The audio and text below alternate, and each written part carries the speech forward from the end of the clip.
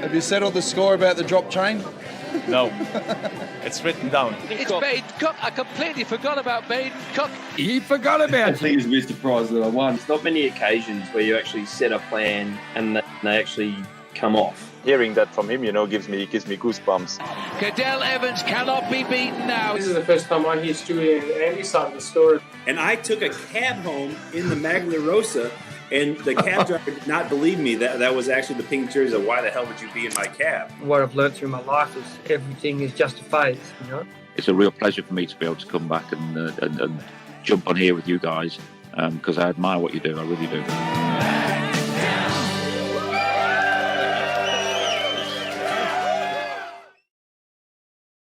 Well, we are back. The Detour is live. I'm your host, Dan Jones, joined by four-time National Road Champion from Australia, Johnny Trevorrow, who, geez, if you're excited that the Detour is back, think of this guy, Johnny Trevorrow. For 2 years, you have not stopped saying, mate, when do we get the Detour back? And here we are. Did you ever think it'd happen? No, I didn't actually. I thought you'd pull the plug, but we managed to get enough support that actually turned you around. But Dan, great to see you, mate. And listen, great to our audience, a new audience now that people like Dave Brailsford say how good we are. And then when you get former President Trump and current President Biden also talking about how special we are, you know that it's going to be bigger and better than ever, mate. And we're back with the live comments. Remember those? Nathan do. Lipetsky says, about time. So it's been a 2-year spell, but we are definitely back, and we've got a big edition of the Tour de France this year, Johnny, starting in Italy. It is. Look, I'm really excited. And of course, it can't start without some technical difficulties because that's part of how, of what we do. And it's luckily you've been trying for 15 minutes to get me online, but I've got there with about a minute to spare. He rolls up. He doesn't have his mic plugged in. And then I said at the end, mate, have you got headphones? He goes, nah, have to do it without it. We'll be right. Can't find them. But also our first guest, Phil Liggett, he's having trouble connecting too. It's something to do with the new Google Chrome or something. But anyway, we'll get him in the next one. And we're going to have Whitey and Plappy on pretty soon too, which will be fantastic to talk with them. But yeah, you're right, Dan. Look, hey, great to be back. Great to be back with you. And we see each other all the time. But I'm excited about this tour. One, I'm not excited because I'm not there in one, but I'm peed off with that. Vazzy and I were flying out a couple of days ago, but some issues popped up. I just couldn't get away. Police wouldn't let me out of the country or something, but no, it wasn't that. But I am excited. First time ever starting in Italy. The first stage, it's going to be on like Donkey Kong, as they say. We've got this amazing situation. You've got the guy who's won the last 2 Tours de France, who beat the guy who won the 2 Tours de France before, who everyone thought he was going to be the rider of the decade. No one ever beat him again.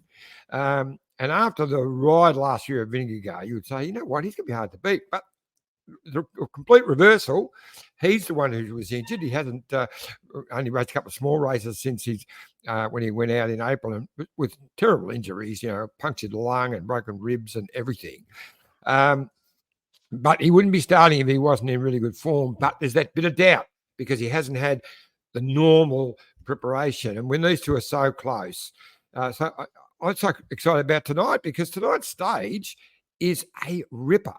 And it's on the borderline, the cusp of whether it's going to be too hard for the likes of Bling, Michael Matthews and Van Aert and Van der Poel, and whether the GC riders come in. And it could very well do that because I reckon Pogacar isn't going to wait around for Vingegaard to find his legs. He's going to be hitting him all on today. So it's all on today. Yeah, well, if you have a look at the markets, they've got Pogacar on top, $3.20, Wout van Aert, $8, Van der Poel, $11, Pidcock, $14, and Bettiol at $16. What have you got Vingegaard at? What's Vingegaard? Vingegaard is $61 for the stage. Oh, for the stage. Okay. Stage, not the overall, mate. What about for the overall? What are they saying about for the overall? Overall, they've got today Pogacar at $1.52, Vingegaard at $3.30, Roglic at $8.50, Evner Pole at 16s, Adam Yates 21s. Now the Smoky, and we're obviously barring any technical difficulties, we're going to chat to Matt White a bit later. Simon Yates, $51. I think about $17 for a podium. Juicy odds, Johnny. I would be backing him right now. I could tell you, I'd be putting money on that. That is very, very good odds, especially for the place. I reckon he'll get on the podium. But you know who they've left out of this? And I think he's a genuine chance. Who's that? Jai Hindley. Oh, I yeah. know. Yeah, Bora have just done the big contract now. They've got Red Bull on as a major player. I think they're part owners now. Lots of money. And Roglic, they've got Roglic over because, you know, that's the one thing, Don Quixote thing he hasn't done. He's won everything else virtually. Tour de France, you know, he almost had it when the Pog knocked him off. And it's what he wants more than anything. But I don't think he will. I wasn't that impressed with him, even though he won the Dauphiné. I thought he was, there was just a couple of little cracks there. Jai was riding beautifully for him. I think if they're smart, they'll have him and Jai because they've got Vlasov as well, very strong. How good's the expert analysis? He wins the Dauphiné. He goes, nah, not that impressed with the ride. Nah, doesn't tick the boxes for Johnny. No, he won it, but he didn't. He just faltered a little bit towards the end. So look, he won it. Of course, he's brilliant. But I just think that Jai, if they're smart and don't make Jai work too hard, to keep them as a number one man for later on in the mountains, because it could very well turn around. It could very well be Jai Hindley they end up riding for. And if that's the case, big chance for a podium. And anything can happen in this bike race, they know. Pog, you know, we're talking about... Jai came out looking pretty good up from that Netflix series, I thought. Very likely. Yes, it's a really nice headline today in our local Herald Sun paper talking about they're saying it's nonsense, him and Ben O'Connor, about this rivalry that's popping out. Of course, there's a rivalry. They're both from Perth, but they're good mates. But they did twist a little bit of the stories to make it, to build it up, I guess. Hey, would you believe the TV company would do that? But anyway. Mate, we do it better than anyone. Yeah. It's all spice. It's all story. Look, it's sensational. But it's the same with Pidcock saying the same thing. That made him look really bad in that he wasn't prepared to ride for Rodriguez. But, hey, he said, you know, he's complained about the same thing. It's edited out of things I said was to do with something else and all of that. Hard to believe that they would do anything like that. But, yeah, look, I got to say, if you haven't watched the Netflix series, have a look at it. It is absolutely fantastic. Just right up there with Backstage Pass. Yep. It is. Yeah, no, it's better than that. We've got a couple of live comments. Keep them flooding in. Dave Hanheller, boys are back in town. Jan Boardman, she was a regular. Either of you going to France? You both seem to still be in Australia. That's correct. If you addressed that before, I'll be obviously staying in Australia as well, which doesn't mean we can't have some good insights, Johnny, and just tap into the people that are on the ground. But it is a shame that we're not there. But anyway. Well, you never know what could happen. Vazzy's ready to go. If I suddenly say, you know, we're going for the last week, it could change. But all right, we might get a GoFundMe going and just get people to donate a couple of bucks. Gabe H says we're back. Nathan Rapetsky again says it will be on like Donkey Kong. Hardest start I can think of. Can't win it today, but can easily lose it. That's a great old parlance, that one, isn't it? But it's often touted.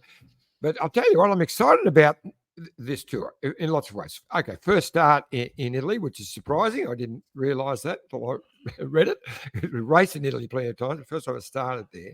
That is a surprise. I would have thought that they would have gone to Italy at some stage, but they've been to Italy plenty of times, but they haven't started a tour there. Yeah, and no Paris for the first time in about first time ever. First time ever. That it's has never not finished. Well, there you go, first time ever.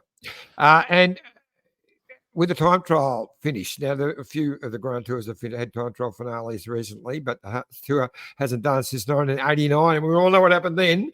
Closest finish ever when Le Monde steamrolled the French hero Laurent Fignon to win by 8 seconds, closest ever. And I'll tell you what, this tour could very well put a very similar, roll out a similar scenario, because the final time trial from Monaco to Nice will be a ripper. It's not an easy one. There's a couple of good climbs in it. And if Vingegaard gets his feet and those two have put on the jewel we're all hoping it's going to be, it could very well come down to that final time trial. And what I'll be on the plane before that, I can tell you. Yeah. Troy Collett, Jayco with 2 leaders, obviously talking about the Jayco Alula team. Now, we had Luke Durbridge on the Social Distance podcast only a couple of days ago. So we got some good insights from Durbo about the team and talking about, because it's his 10th tour this year, but talked about, when you have a good tour, when you have a bad tour, but it really is about getting off to a good start. So this is what Durbo had to say a couple of days ago. But it's a good point you were saying before about feeling the pressure of your role. That being said, given that your role is primarily to help others, if the other people aren't getting the results, do the whole team feel that? And how do you overcome that as a group? Super, super difficult. Good question, Jonesy. Like, in terms of, like, it's one of the hardest environments and probably one of the worst environments to be in the tour when things aren't going well. And I've done tours before when we've had really bad crashes, just can't get the result, and the pressure builds every day, and then you start to do desperate shit, and it's just like, I think it was 2021. We were going pretty good. We're going for the green jersey for Bling. We ran second in heaps of stages. Bling was right there, but Cavendish ended up holding on to win the green jersey. And, like, it could have gone either way. We could have won one stage, and then Cavendish, we thought, was going to go home because he had showed no level to get through the Tour de France, and we would have got the green jersey. So all of a sudden, just that sliding door moment would have been like, Cav went home, we won a stage, would have been one of our best tours we've had. Instead, we didn't win a stage, and we came back empty-handed. Nothing happened, and it was just horrible. Like, and we're all just sitting there like, what do we do? Like, we're trying as hard as we can, but we can't get a result. But that's just because the tour is so important for teams to get results in. So if you can start the first week, I mean, you're going to be telling your boys this, Phils, I'm sure, but, like, you start the first week with a bang, and then things start rolling. One year we won 4 stages, and it was just amazing. We just, like, started with Darryl Impey, and then after that it was just like floodgates open, and we just couldn't, everything we touched turned to gold, and that was just one of the best experiences. So I mopped up on the punt that year because I used to ring Matty Wilson and go, who's going in the break today, mate? He goes, I reckon Imps is going to have a crack. I go, ooh. And, like, I was getting them at like 30-1, and then I can't get a cycling bet on in Australia anymore. I've been blacklisted. Yeah, well, fair enough. It's like insider trading. It's a little bit. Did you still actually work for Grange at the time? You did? Yeah, I was still doing the videos. Probably should cut that. Probably should cut that. No, that was 2020. Yeah, you still owe me that. They'll never catch you. Yeah, good times. It was a good year. I loved it. But we've got our first guest. That was great. I noticed you get a plug in of your other podcasts that you do. It's very well done, Dan. Well, that one's still going, mate. We don't have I know. 2-year breaks on social business. No, we've got a guest whose link works, who's live on the ground. And that is, of course, Matt White. Whitey. Hey. Welcome back to the detour, mate. Yeah, it's been a while between drinks. The first guest for 2 years. Liggett was supposed to be the first one, but he couldn't get online. So you're it. Oh, good stuff. It's a hot one this morning. It's a real warm one today. I was going to say, how's the mood in the camp, mate? It's always a big build-up to any Tour de France, but given that you're starting in Italy, how's it feel? It doesn't feel like the Tour. It feels like a hot stage of the Giro at the moment. Really? But we're in Florence, and it's going to be 35 degrees today and really muggy. And it's a tough day. Well over 200K with the 17K neutral, and not too much flat today. So it's not your normal start to the Tour de France as far as terrain-wise, but looking forward to it, getting the show underway. Now, I spoke to Matty Hayman the other day, and he was actually doing recce of that of today's stage. And as he was doing it, he was saying, he kept saying, "Whoa, this is hard." And because looking at it, it's a chance for Bling on the edge. But Matty was saying it could end up being the GC boys, especially if they go out hard, which they're likely to do.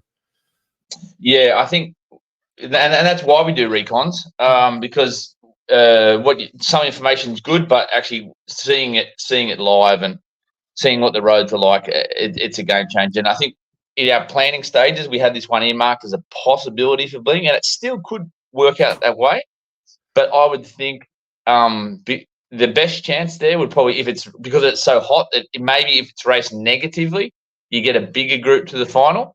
But I don't think so. I think we're going to see fireworks straight away in this opening weekend. And you'd think because we'll have to do the old finger thing, won't we, Dan? So I don't jump in on you, mate. Sorry. With the little bit of doubt over Vinegar because he's been out for so long, no big races. Do you think the Pog will say he's not going to let him get into this? He's going to hit him right from the start. Yes, I do. I think, look, at the end of the day, Vingegaard's here because they believe he can still win the Tour de France. I think they're playing it down deliberately in the media.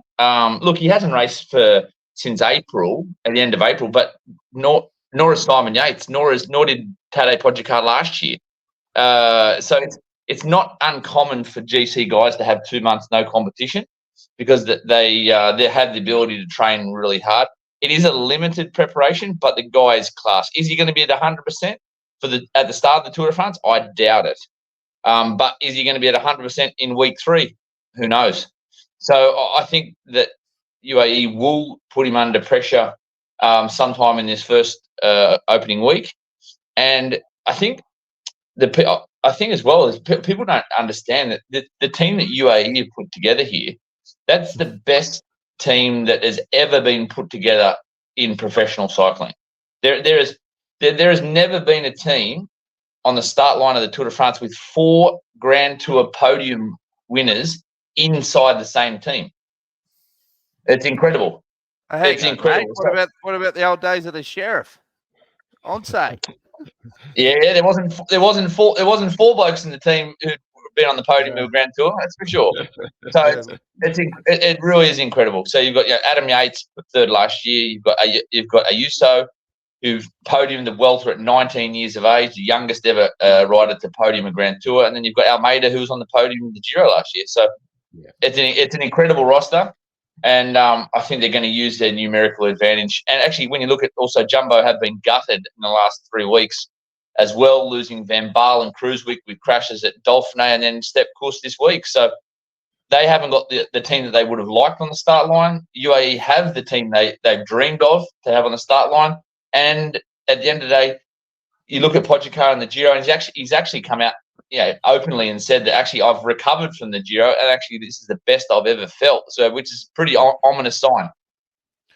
One fascinating thing I was going to say, when we spoke to Durbo the other day, is the effect of proper nutrition in cycling and how riders are getting to the back end of races and not feeling as bad as back in the day because they were looking back going, we never used to eat or drink nearly enough, and the technology about how to get the carbs in and so forth, your body is just on super stress, and then it snowballs from there. Yeah, and actually all that work starts in training. So the amount of carbohydrates per hour these guys are consuming, you can't just do it at races. These guys have got to train their stomach to be able to handle that load at home. So they're going 100 grams per hour, some up to 120 grams per hour. So they're basically, a lot of the guys are actually training as they race, as in with their gels and with their certain food types, because otherwise you just can't come to a race and put your stomach under that load. So it definitely has been a game changer.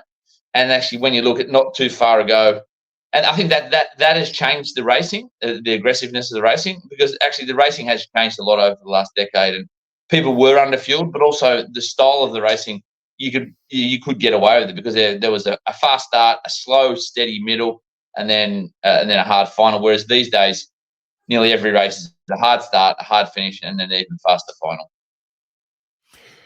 Now, I'm going to put you on the spot here, Whitey. It hasn't been the greatest season so far for Jake O'Leary, but it just seems to have turned around a little bit. Slovakia, you're going really well at the moment, dominating that, and with Dylan winning the Dutch title shows he's in great sprint form.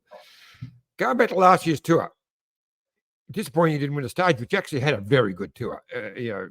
Yates, almost won the first stage, almost iffy story, almost got the first yellow jersey and finished just off the podium in 4th place. Wonderful comeback. And Dylan almost won the last stage on the sharps. He'd come flying home. So close, so close. This year, is it redemption time?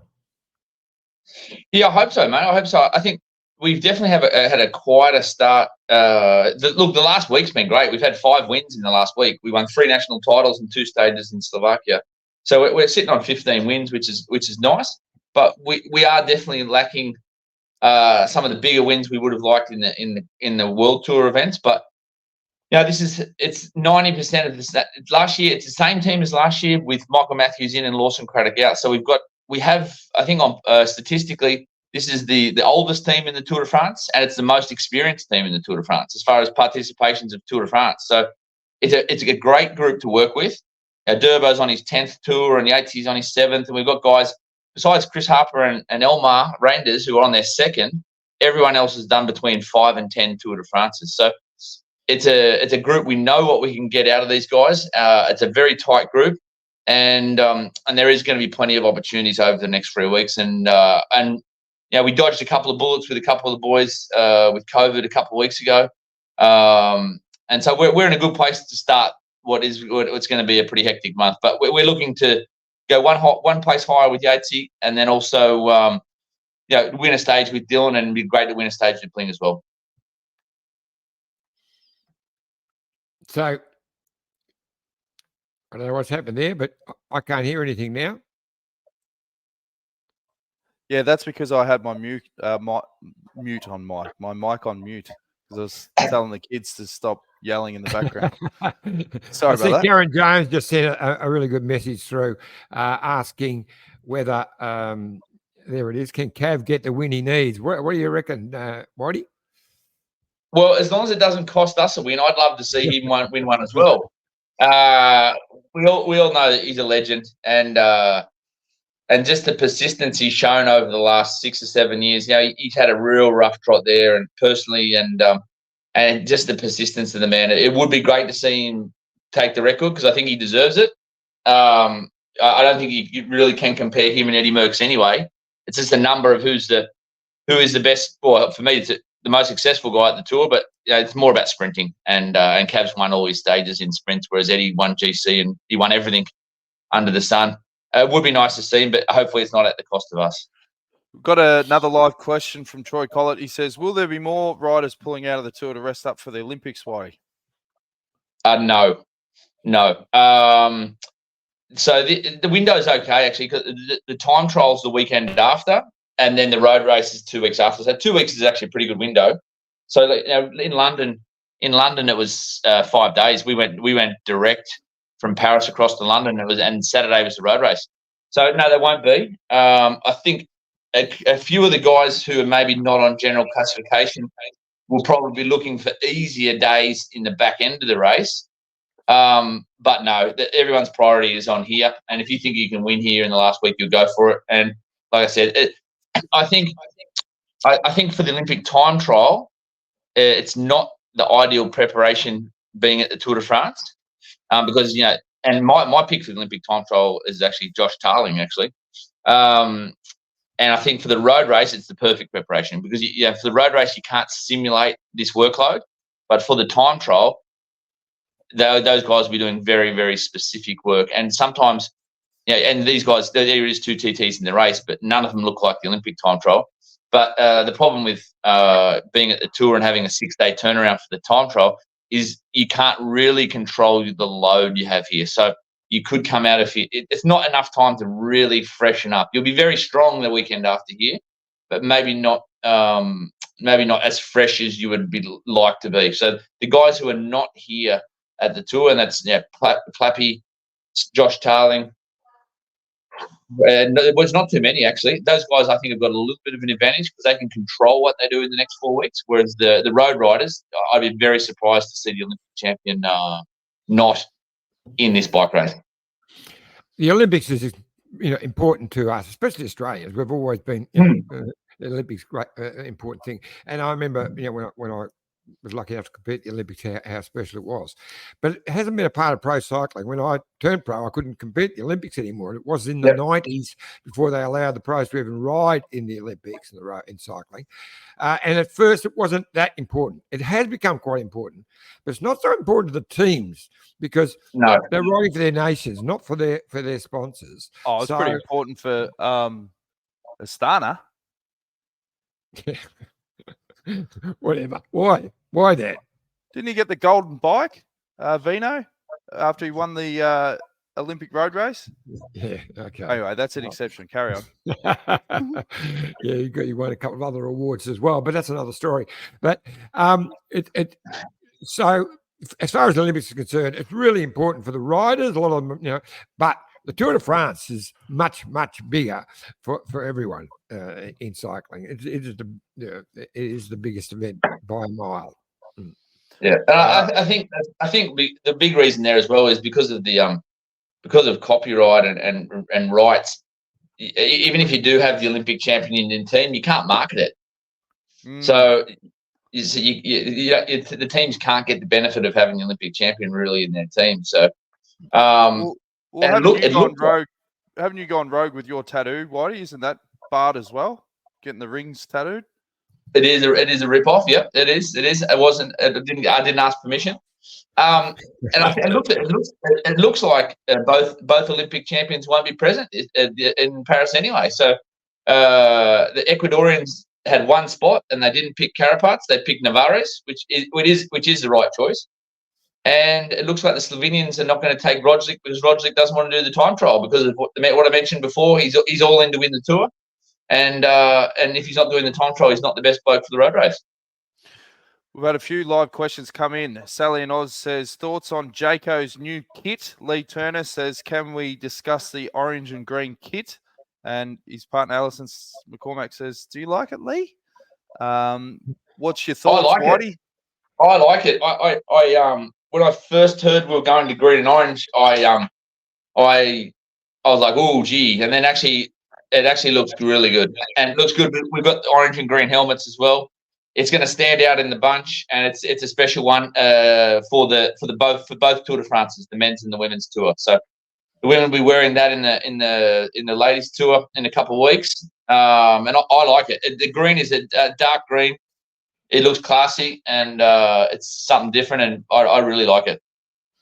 Yeah, I think I like the orange. I think it'll stand out. I reckon we'll be able to pick the Jayco Lula boys better than ever in it. Yeah. I'm not a big fan of the green in that it's close to the green jersey green, but it's the orange you're going to see in the bunch. So that's going to stand definitely. out. Bright shoulders, and also it's orange and green helmet, so you will be able to see us. And I don't think anyone's wearing orange, so we're the only ones. There you go. We're laughing.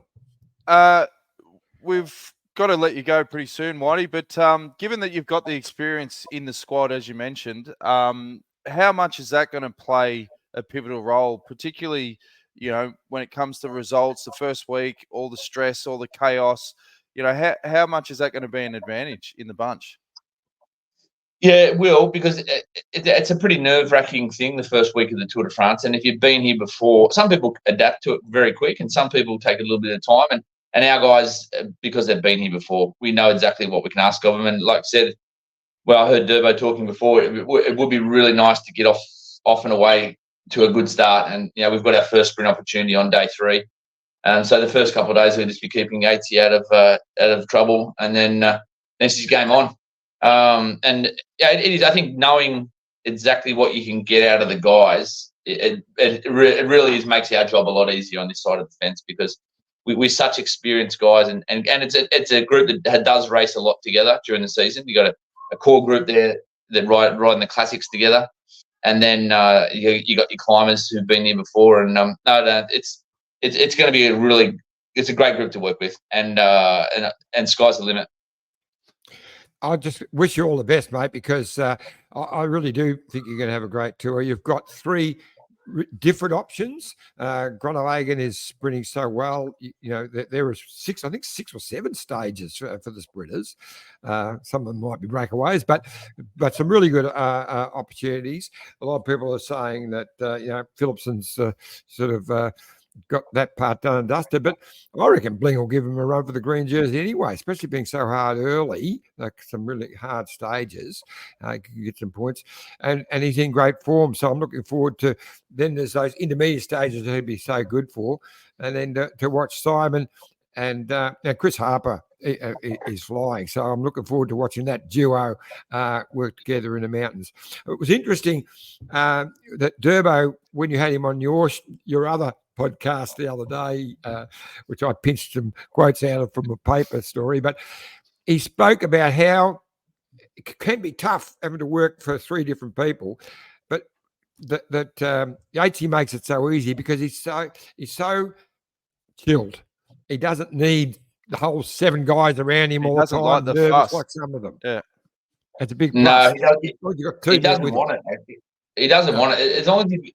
As long and he's a very good bike handler. As long as you've got eyes on him and know where he is, he's pretty happy with that. So and there's obviously times where you do have to really make sure if it's crosswind or that sort of stuff. But during a stage, he doesn't want 5 guys riding around him. He just wants to, as long as you got someone with him and eyes on him. If you've got a problem, he's good to go. So no, we have got 3 leaders, which is great for options. But I think the combination will work well. Now, one thing we used to always love asking you on the potty back in the day, Whitey, was the ambience, the food, the colour. What's the accommodation been like, and what was on the menu last night, mate? Well, remember, we're not in France, so the hotel's okay. The air conditioning works, thank God, because it's warm. It's really warm here in Florence. But the food, as you would expect here in Italy, has been sensational. It's the only country I eat pasta in. So I've had a couple of risottos and a couple of good pastas. And we're here until Sunday night. We're in Italy, and then we cross the border on Monday, and then back to reality. We're south of France. We'll be a fair bit of duck on the cards, but so far so good with the culinary part of the tour, mate. You know, something's gone drastically wrong if you're eating bad in this country. Correct. Exactly. And as a tour early on, obviously we saw some pictures of the Prezzo on that. Are they doing a good job at roping back the crowds and the chaos in the hotels? And remember, there was a few issues with that a couple of years ago, and a lot of the teams arced up about that, given the situations with COVID and the likes. Yeah. Well, because we're in Florence, there's actually been very, very few people around the hotel, which has been nice for the guys. But I think today it will be a crazy stage with crowds. I think it'll be crazy because this is one of the heartlands of Italian cycling, and it's not every day they do get the Tour de France in their backyard, and so I expect the crowds to be bonkers today. The only thing that might keep a little bit the crowds away is the heat. I think we're looking at 35, 36 degrees. It's already nearly 30 degrees out there now.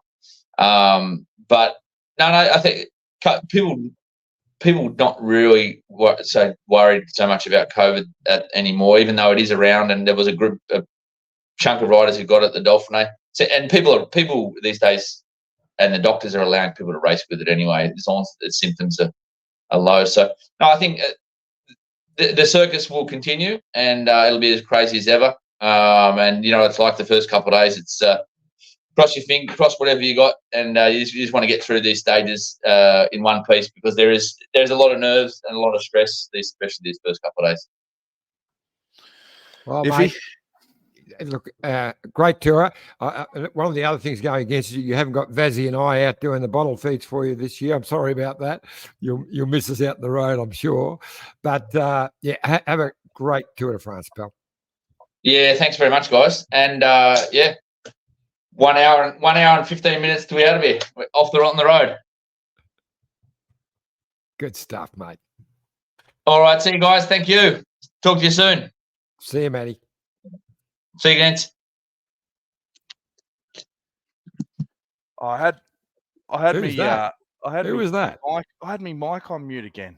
I know. So I was saying you all good? this gold, and I thought, geez, Whitey's keen to leave. He didn't even respond to my question, but my mic was on mute. Jeez. Anyway, we've got another special guest, Iffy, and his tech is working as well. And he is up and about because the Carlton Footy Club are tipped to make the grand final this year.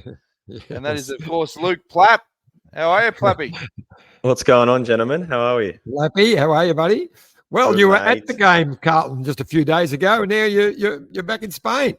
I was. We worked out that was my first game in 5 years, which is not enjoyable being on this side of the world when the season's on. But no, I think that was the first time I've ever seen Carlton play well. And look, we're not going to stop. We're going all the way to the grand final, and I might have to have some serious chats with the Australian cycling team about the World's Road Race, because that is the same day as the grand final.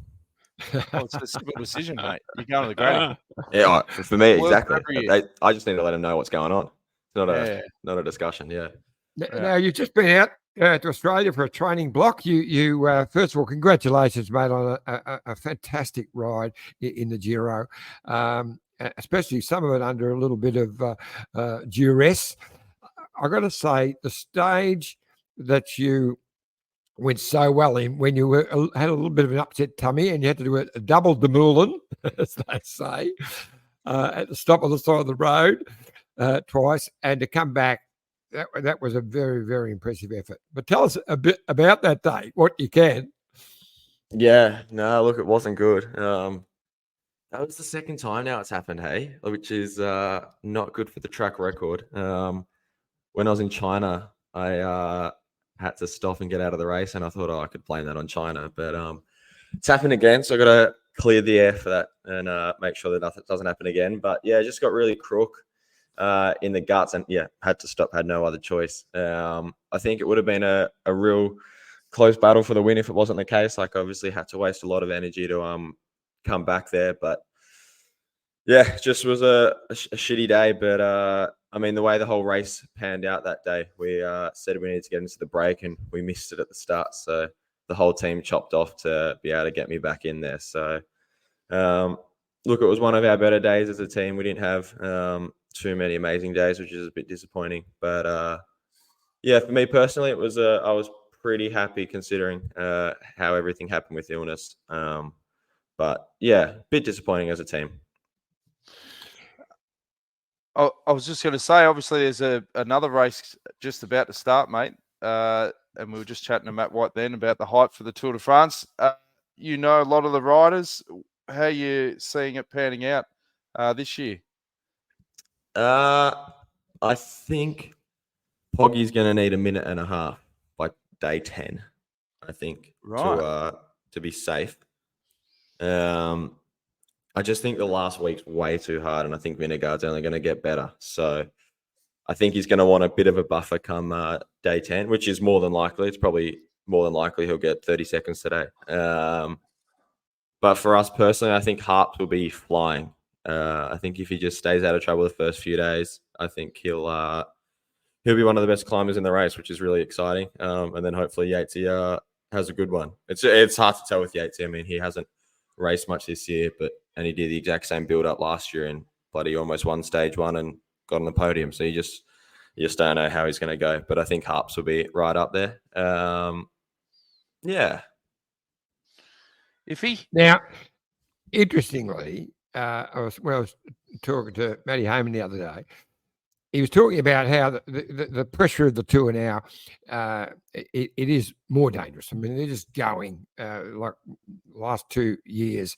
There's hardly been a bit of respite in every stage, and that's putting the extra pressure on. But the stage he was most concerned about was stage 9 in Troyes or Troyes, and it's through the Champagne region, and there's 32 kilometres of gravel, 14 gravel sections, a bit like a Paris-Roubaix, but they're not just bits of gravel, they're through the vines, really narrow, hard for the cars to get up and look after their riders. It's going to be an absolute, nightmare for some. The GC riders will be so worried, and the teams will be worried. Do you know much about that stage, Plappy? No, I've just heard that it's basically up go tracks or people's backyards to get through to the stage. So I think it's going to be hectic. I can just see cyclists protesting or trying to do something. I think we can get in that mood and that mindset that it's not acceptable and we're bigger than the race. So I'm sure something's going to probably happen. But yeah, I think we saw that at the Giro. It's if they have a couple hard days or a bit of shitty weather, it's too hot. I think before that stage, there might be a bit of talk, I reckon. As the Tour de France, mate, they'll have a lot more trouble trying to get them to change their mind than the Italians. Well, that's where Pog can get his minute and a half you're talking about before stage 10. Yeah, probably. He'd love it. They'll all be worried, mate. They'll be really worried. You get a puncture in the wrong spot, your car's not going to be anywhere near you. You'll be worried. You'll be jumping. You'll swapping bikes with a teammate. That's what will happen. I'd love to see Geraint Thomas ride GC till that day. Like just still be in and around the mark till then. Have an absolute ripper there, and then he's forced to ride GC. Because he says he's not going for it, but he's also said he's not going to drop himself. Like he'll still hang on as long as he can.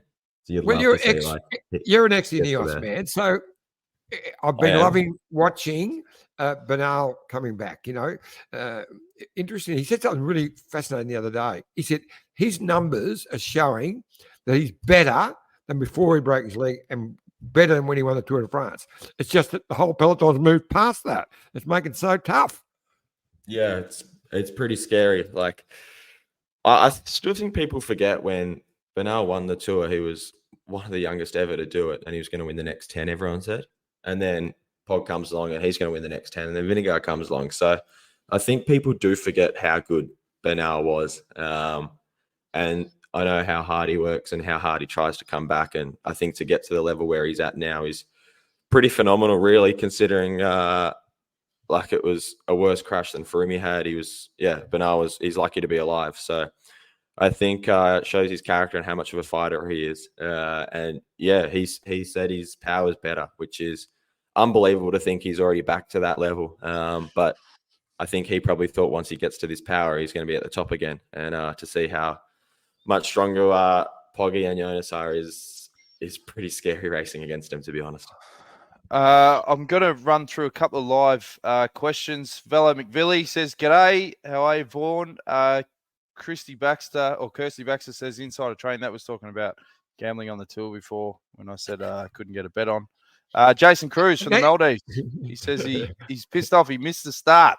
You can watch it. We need to bring him in because we need to get a Maldives trip up on the thing. Yeah. Jan Boardman says, "Plappy 2, you're spoiling us." And Lee Turner says, "Gravel has no place in the Tour." Do you agree from a rider's perspective, Plappy? Do you think, gravel, Roubaix-like stages?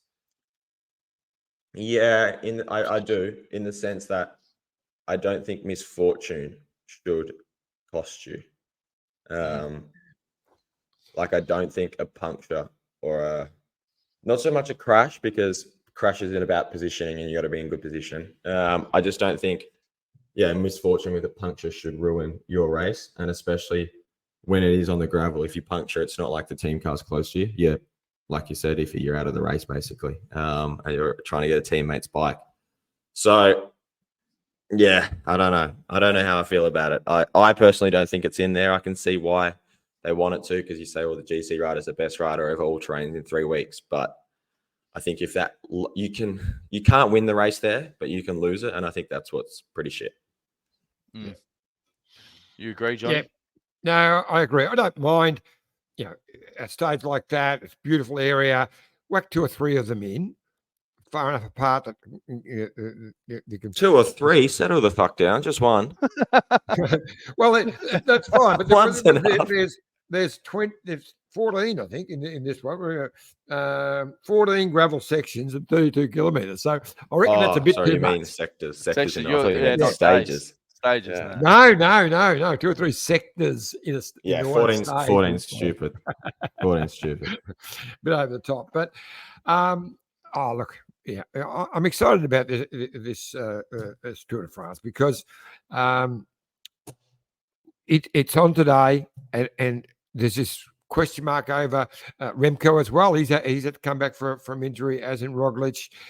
That's why I think that there's no way that the Pog isn't full pressure on with his team, strongest team we've ever seen, according to Whitey.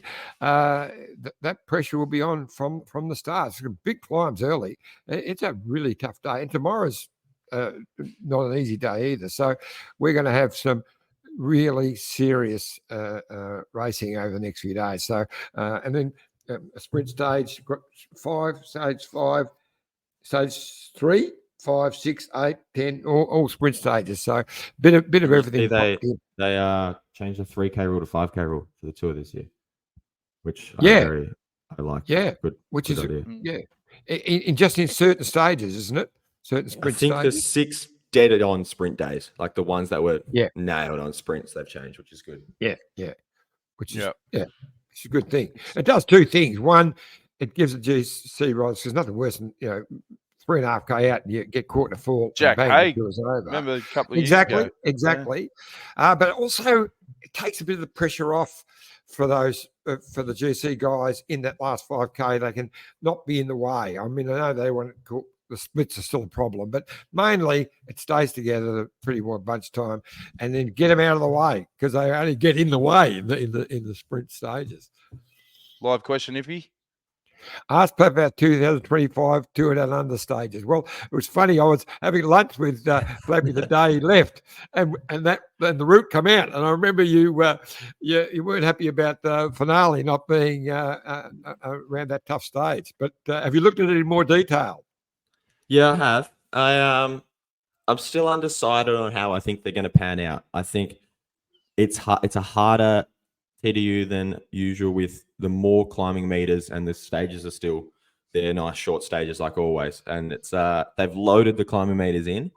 I just don't think it's hard enough that it's going to be splits. I think Wollonga's the only day you're going to get a split as such with the strongest riders. I still think it's going to come down to bonus seconds, and having Wollonga so I think it's going to be a very similar format in my eyes. Is going to be you're going to have those Darryl Impies, Corbin Strongs, Ethan Hayter type of riders that are going to be trying to get 10, 20-second bonus seconds in the first 4 days before Wollonga.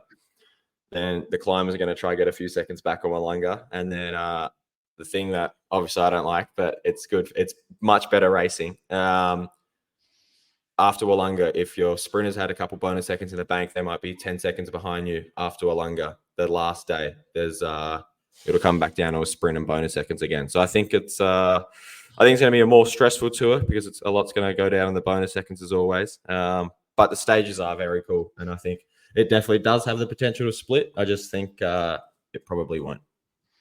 And you plan to stay on your bike in this one? I do plan to stay on my bike in this one. I tell you what, I don't think I've seen anyone with more skin off than you had after that No, crash. it wasn't good. Down this year. You look like a scun rabbit. Yeah, it wasn't good. Should have asked White. I should have got in first and asked White if I have to go to nationals or not. Yeah. Have to make a trip to Perth. You're going to ask the obvious question, John? Sorry? You're going to ask the obvious question now before we wrap things up with Plappy? Well, I was going to ask, of course, the Olympics are a big thing for you. You've been selected for Australia for the time trial and the road race. And, of course, the time trial, you're quite passionate about it. And I know you believe that you can get on the podium and maybe even get to the top step. But when Whitey was talking about the time trial at the Olympics, he never gave you a mention just 5 minutes ago. Rough, isn't he? No, to be fair, he's been very good to me. It was Whitey who was very supportive of me coming back to Oz and preparing for the Olympics. So the team's been awesome in that sense. Yeah, it was super exciting. I mean, it was 1 a.m. last night and my phone just went absolutely bonkers because the announcement went off. So yeah, it was really, really nice to get named. I got the boarding pass here still. Nice. But yeah, for me, it's sort of the reason I ride is to go to the game. So it's super special to be able to go to my second one. And yeah, we'll see how training goes the next couple of weeks. I've got Tour of Austria next week as a bit of a preparation race. And then we'll get stuck into some TT efforts. But yeah, look, I'd really like to see myself in the top 5 and really fighting for a podium. I'm not sure whether that's just me or it's realistic or not. But I think obviously Ghana and Tarling are the 2 big ones. I'd probably take Tarling as my favorite. But yeah, anything can happen. I've done a recon of the course and just really excited to be over there. And then I think Bling's a massive, massive chance. So to be part of that team with Clarkey to support Bling going to be really exciting too. Now, you had your first ride on the brand new giant time trial bike when you were back in Oz. What's different about it? And can you say? No. Secret. Can't mention it. So Can't mention it's good that you don't know what bike you're talking about. Yeah. Okay.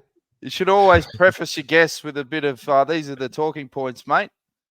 And then no, then it wouldn't be the detour. Wouldn't be the detour, mate. Yeah. Don't know what bike you're talking about. It must be good then. Yeah. Well, good stuff. No, I'm enjoying riding my special bike. So yeah, very good. Okay. Oh, wow. Now everyone's going to be jumping online and looking at things now. All right. Before we let you go, one last question, Plappy, because we've got a lot of degenerates to tune into this show, and that is, who's your tip for the stage? To be honest, I haven't seen a thing about the tour or gone through the stages. Stage was perfect. Neither have we. Stage 1. We'll give you a look at the profile, mate, and then give us a squeeze. Yeah, there you go. It's hot. It's humid. 35 degrees. Yeah, and obviously, given that there's a yellow jersey up for grabs, the first stages are always hectic. And the market says you got Poggy on top, then Wout van Aert, Van der Poel, Bettiol, Pidcock, Maxim van Gils, Evenepoel, Roglic, Blings at 26-1. Nah, too hard for the big boys. I'll back my boy Pidcock. I'd love to see him do well. I think it suits him well, and he came out absolutely swinging in Mountain Bike World Cup. And he's pissed off after the Netflix show as well. No comment. And he's I think he's here. I honestly think he's at the tour for a bit of a tune-up and to have some fun targeting stages before he goes and wins another Olympic gold on the mountain bike. So I think he'll come and collect his prize early and then probably piss off. Yeah, good stuff. All right. Well, it's been great to have you on the show, Plappy. Good luck for Thank you, Blues boys. playing tomorrow, playing Richmond, I think. So there's another W. Did I just wake up and see Freo got up? Did they? Oh, really? I haven't even had a look, mate. Fremantle beat Sydney by 1 point. You're kidding. Yeah, That's in awesome. Sydney. Wow. There you go. Oh, they played in Alice Springs. Yeah, So we've got to go because the Pies have just started. They've got to go see how they're going. You're already behind me, Fee. You're already losing. Good stuff. All right, Plappy. Well, all the best, mate. Thanks for jumping back on the detour, mate. Send me a link whenever you want me on. Yeah, Thanks, legend. buddy. Thanks, Yeah, Plappy. Cheers, mate. See you, pal. Luke Plapp. Now, before we wrap things up, Iffy, very special announcement. We're going to have a Tour de France. What are we going to call it? A watching party, or what do you describe it? Well, there you go. So an old friend of mine, he's actually a Valley boy. He originally comes from just out the back of Mall, a Law North boy, ex-racing guy. And he's got a restaurant, just about to open a second one. They're called The Fat Chef in Gaffney Street, Coburg. And on Fridays and Saturdays, open 24 hours, we're going to have a detour party on the third stage 14, which is the 13th, Saturday night, the 13th of July. There you go. Paul Richards. Look at that food. That's what it's going to be like. That food looks amazing. Yeah, it's going to be called the Pog Table or the Jonas Table, depending or the Vinegar Table, depending who's in charge at the time. But yeah, special episodes. We'll send out some more information on social. So everyone's welcome, but it fits about 120. I'm bringing 25 along, I think, and we're going to do the podcast live from there just before the start of the stage that night, and then we're going to watch the stage for it, and it's a great stage too. It's the one up the Play du Tay, I think say it in where Play du Tay. The Play, yeah, that's the it. Play du Tay. Yeah, it's where Phil Anderson had his first yellow jersey back in 1981. So it's a very, very tough stage. They go over the Tourmalet that day as well. So we'll watch all of that live, have a great party. I reckon. And there's no upfront cost. Just come and have a meal. Come and have a meal, pay for your meal, buy your drinks, party with the Detour boys. Paul Richards, who is a bit of a legend himself, I'd say he's a Valley boy, so I know him well. He won as a junior. He says he's never won anything, but I played one of my mates because I knew his family, and they gave me a thing here where he actually won a state junior title as a young bloke. So he was talented. Good mate with Spitzy in the Old Valley. Check him out on Insta. It's Fat Chef Never Trust a Skinny Chef. That's a long title. If you can punch that in, get on Insta. And the address again is Shop 11, 180 Gaffney Street, Coburg North. And it's open 24 hours, so we can run right into the wee hours of the morning, yeah? Yes. So if people want to bring a swag. Yeah, but if they want to actual hook their name in now, so you don't because don't tell them tonight, you won't get in. You won't get in. Oh, read the book. Chockers. Read the book. It's going to be a great night. So, Paul, thanks for coming on board, mate. And we're going to have a lot of fun. And we'll be doing another. We'll post it on socials and let everyone know leading up to it as well. But thanks again for everyone for tuning in to the Detour again. Sandy Woolley, Telstra Connected Cycling back in the day. Nice work down in Iffy. Appreciate all your support, guys. And thanks, obviously, to Matt White and Luke Plapp for jumping on. And we will be back. When are we going back? Monday week, rest day. Yes, well, we may even have one before that. I've got sponsors ringing me saying they want to back us, and so we might have to do one a bit earlier. So it depends, mate. We get an Aussie going into yellow or winning a stage. We'll be jumping on the bandwagon. Get them on live. Yeah, absolutely. We'll jump on the bandwagon. So, as I really enjoyed coming back today, Dan. Loved your little promo. I'll do some more. I got heaps of names I can do AI deepfake content with, so that's fine. All right, guys. Thanks again. Like, share, subscribe. Tell your mates we're back, and we'll see you again soon. And finally, who's your prediction for tonight's stage, Johnny? Before we go, I'm chasing. I was going with Bling, but I don't think Bling or Van Aert or Van der Poel will get through this. I think UAE are going to put the pressure on right at the start. But no, I'm going to throw a smoke in. I'm going to go with Simon Yates. Okay. And it's not like Johnny to be biased on the Detour. Remember that, folks. He always looks for other teams other than Jayco Lawler. So it's a big call. We'll see you again soon. Take it easy. Have you settled the score about the drop chain? No. It's written down. It's Baden Cook. I completely forgot about Baden Cook. He forgot about it. I think it's a bit surprised that I won. It's not many occasions where you actually set a plan and they actually come off. Hearing that from him, gives me goosebumps. Cadell Evans cannot be beaten now. This is the first time I hear Stewie and Andy side the story. And I took a cab home in the Maglia Rosa, and the cab driver did not believe me. That was actually the pink jersey. Why the hell would you be in my cab? What I've learned through my life is everything is just a phase, It's a real pleasure for me to be able to come back and jump on here with you guys because I admire what you do. I really do.